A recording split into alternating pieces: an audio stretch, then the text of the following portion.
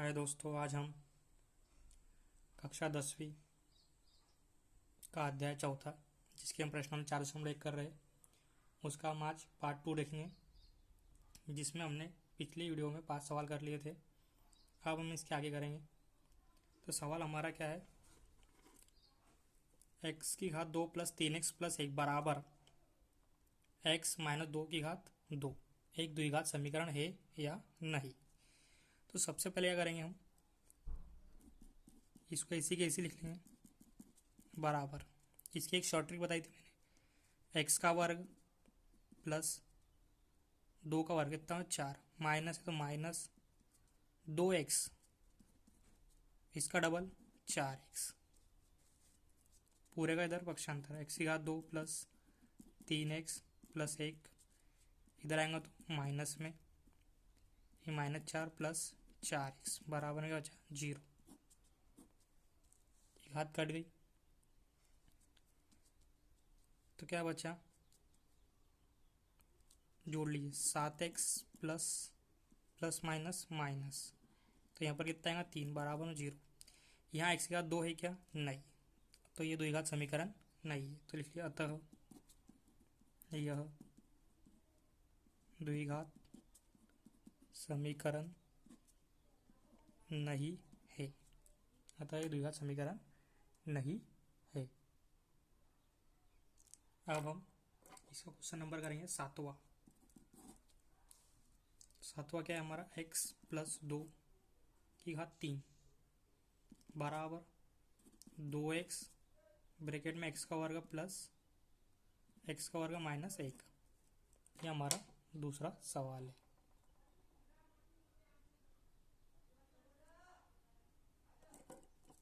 तो इसको कैसे करेंगे हम, इसमें हम एक फार्मूला लगाएंगे या बिना फार्मूले के भी कर सकते हैं।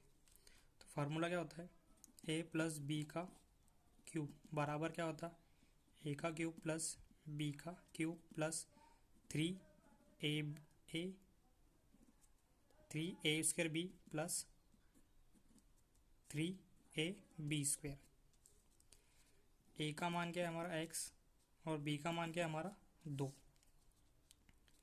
तो x का वर्ग, x का क्यूब प्लस 2 का क्यूब 8 प्लस 3 x का स्क्वायर गुना 2 प्लस 3x गुना 2 का स्क्वायर 4 बराबर में क्या जाएगा, इसका गुना इसका अंदर करो। यहाँ घात कितनी है 1, यहाँ कितनी है 2, कितनी जाएंगी घात 2x की घात 3 माइनस इसका आगे करेंगे तो कितना जाएगा 2x, x की घात 3 प्लस 8 प्लस ये कितना हो जाएगा 4x की घात 2 प्लस कितना हो जाएगा ये 12x बराबर 2x की घात 3 माइनस 2x, पूरे का इधर पक्षांतर। तो x की घात 3 प्लस 8 प्लस 4x की घात 2 प्लस 12x माइनस 2x की घात 3 प्लस 2x बराबर में 0। अब घात कितनी यहाँ पर 3 है, यहाँ कितनी है 3 है, यहाँ कितना है 1 x की घात 3, यहाँ माइनस 2x की घात 3, तो कितना बचेगा x की घात 3 प्लस 8 प्लस x की घात 4x की घात 2 प्लस 2x बराबर 0। अब एक घात कितनी आ रही है 3, तो कौन सा हो गया त्रिघात समीकरण। हमें क्या चाहिए द्विघात समीकरण। अतः यह द्विघात समीकरण नहीं है। अब देखेंगे हम इसका 8वां सवाल। क्या करेंगे इसका, हम 8वां सवाल करने वाले हैं। तो 8वां सवाल क्या है हमारा,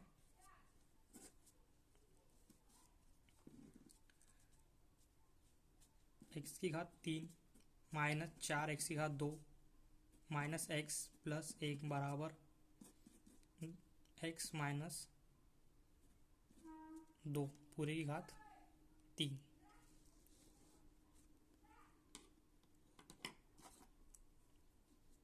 तो ये तो इसी आएगा, एक्स की घात 3 माइनस 4 एक्स की घात 2 माइनस 3 सॉरी एक्स प्लस 1 बराबर। अब यहाँ हमें क्या लगाना पड़ेगा, फिर से वही फार्मूला।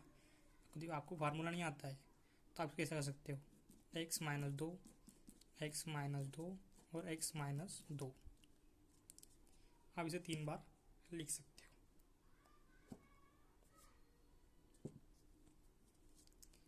एक्स की घात 3 माइनस 4 एक्स की घात 2 माइनस एक्स प्लस 1 बराबर, एक्स का गुना एक्स में करा एक्स की घात 2, एक्स का गुना 2 में करा तो माइनस 2x, एक्स का गुना 2 का गुना एक्स में करा तो माइनस के 2x, और माइनस माइनस क्या होंगे प्लस, 2 का गुना 2 में करा 4 एक्स माइनस 2।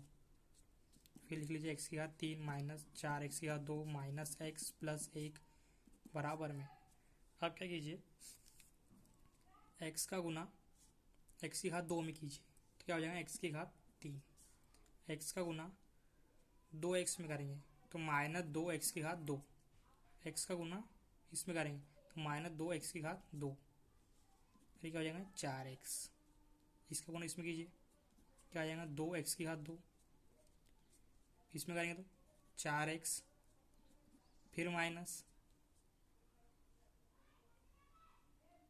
ये माइनस माइनस क्या हो जाएगा यहाँ पर प्लस, फिर ये माइनस और माइनस क्या हो जाएगा प्लस, ये कितना हो जाएगा 4x, और यहाँ माइनस आएगा सॉरी, क्योंकि ये 2 काय का है माइनस का है, इसको इसमें करेंगे प्लस माइनस माइनस, कितना हो जाएंगे 8। अब x की घात 3 माइनस 4 एक्स की घात 2 minus 4x minus x plus 1 बराबर, x की घात 3, ये माइनस माइनस क्या हो जाएंगे प्लस, 4 एक्स की घात 2, और ये 2 है, ये भी काय का है माइनस का, तो कितने जाएंगे ये 6,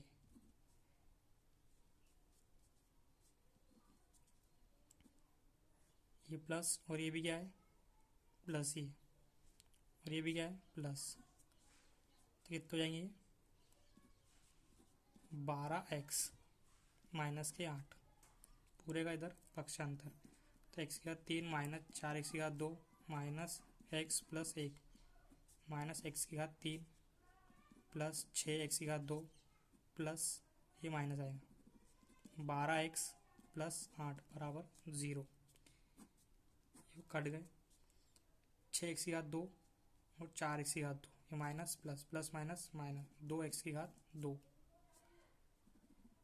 ये माइनस एक्स और माइनस 12x, तो माइनस के 13x,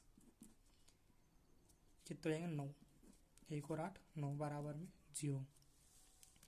यहाँ घात कितनी आ रही है 2 आ रही है, अतः यह द्विघात समीकरण है, क्योंकि यहाँ x की घात क्या है 2 है, इसलिए क्या है ये द्विघात समीकरण। अब हम इसका अगला क्वेश्चन करेंगे।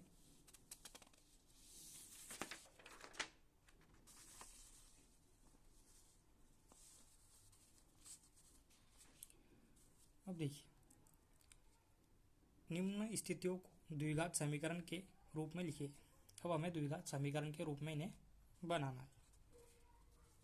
तो क्या दिया है हमें, एक आयताकार भूखंड का क्षेत्रफल तो दिया है, एक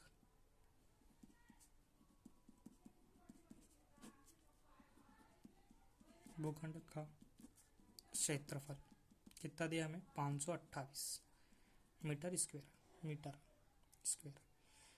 क्षेत्रफल की लंबाई चौड़ाई से दुगने से एक अधिक है, चौड़ाई के दुगने से एक अधिक है।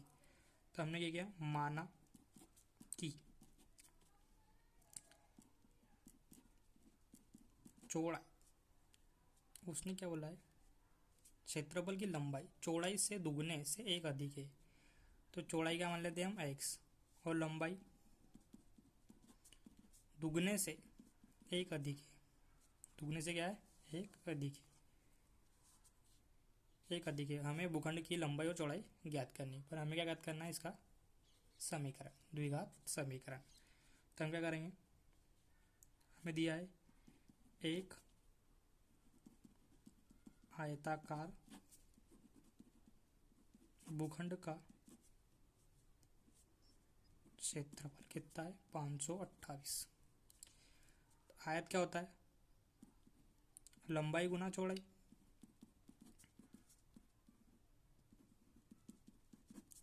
बराबर है 528। चौड़ाई क्या है हमारी, x गुना लंबाई क्या है, 2x + 1 बराबर है 528। x का अंदर गुना करा 2x² प्लस x का इसमें करा 1x बराबर है 528। अब क्या करेंगे हम, इसका इधर पक्षांतर, तो 2x² प्लस x माइनस 528 बराबर में 0। यहाँ x कितनी आ रही है, 2। तो ये क्या है, एक द्विघात समीकरण है। क्या है, एक ये द्विघात समीकरण है। प्रश्न में क्या पूछा था, हमें द्विघात समीकरण के रूप में निरूपित कीजिए। अब इसका हम क्या करेंगे, सेकंड क्वेश्चन करेंगे इसका। सेकंड क्वेश्चन क्या है,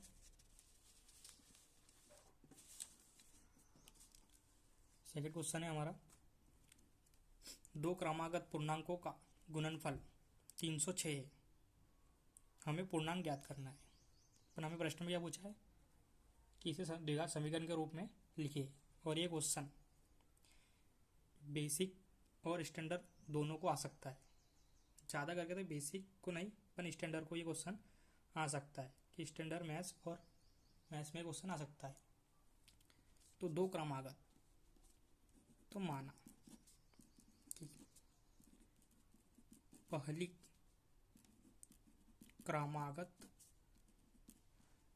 धनात्मक पूर्णांक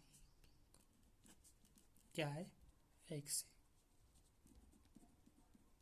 दूसरी क्रमागत धनात्मक पूर्णांक, तो दूसरे क्या होंगे, क्रमागत मतलब क्रम से। यहाँ x लिया है तो क्या है, x + 1। अब इनका गुणनफल, दो क्रमागत धनात्मक पूर्णांकों का गुणनफल कितना दिया हमें, 306। तो पहली धनात्मक पूर्णांक और दूसरी धनात्मक पूर्णांक, तो x गुना x + 1 बराबर में 306। तो x का गुना x में करा x² प्लस x का गुना 1 में करा 1x बराबर में 306। इसका इधर पक्षांतर काहे में आएगा, ये माइनस में, बराबर 0। तो यहाँ घात कितनी दिख रही है, 2। हमें द्विघात समीकरण के रूप में लिखना था, इसलिए हमने इसे द्विघात समीकरण के रूप में लिख दिया। अब इसका हम क्वेश्चन नंबर तीसरा करेंगे। क्या करेंगे उससे, क्वेश्चन नंबर तीसरा। क्वेश्चन नंबर तीसरा है हमारा इसका कि रोहन की माँ की आयु उससे 26 वर्ष, रोहन की माँ उससे 26 वर्ष बड़ी है। उनकी आयु का गुणनफल अब से 3 वर्ष पश्चात 360 हो जाता है। तो हमें रोहन की वर्तमान आयु ज्ञात करना है। क्या करेंगे, माना कि रोहन की वर्तमान आयु क्या मान लेते हैं हम, x। और रोहन की माँ की आयु, माँ की वर्तमान आयु x + 26, क्योंकि प्रश्न में दिया है रोहन की आयु उसकी माँ की आयु से 26 वर्ष, रोहन की माँ उससे 26 वर्ष बड़ी है। उनकी आयु का गुणनफल अब से 3 वर्ष पश्चात, 3 वर्ष पश्चात बोल रहा है। तो क्या कर लेंगे हम, इसमें 3 पश्चात बोल रहा है ना, मतलब 3 पहले बोल रहे, पश्चात बोल रहा है, तो इसमें हम 3 वर्ष जोड़ लेंगे। तो रोहन 3 वर्ष पश्चात पश्चात मतलब 3 वर्ष बाद में, 3 वर्ष आगे की बात कर रहा है। तो रोहन की आयु x+3 और रोहन की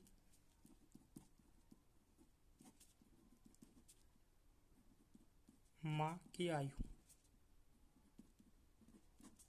क्या हो जाएंगी, x+3 26+3 तो क्या हो जाएंगे x+29। अब बोला है उनकी आयु का गुणनफल अब से 3 वर्ष पश्चात 360 हो जाता है। आयु का गुणनफल अब से 3 वर्ष पश्चात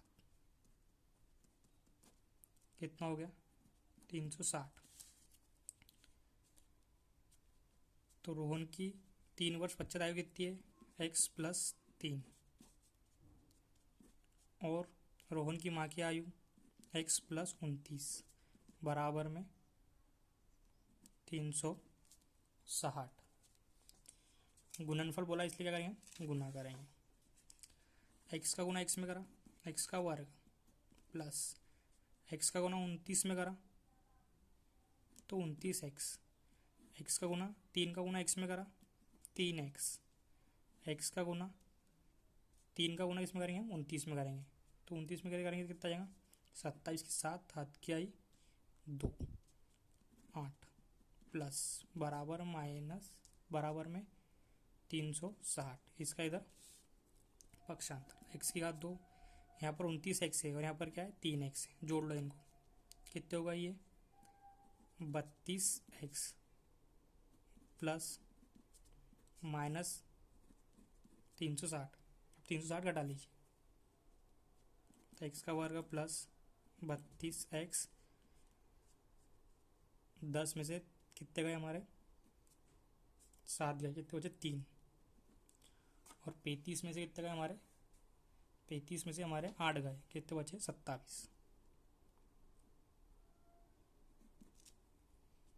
बराबर में क्या बचा 0। तो इसे हमने द्विघात समीकरण के रूप में निरूपित कर दिया है। अब हम इसके आगे प्रश्न वाली 4.2 करेंगे।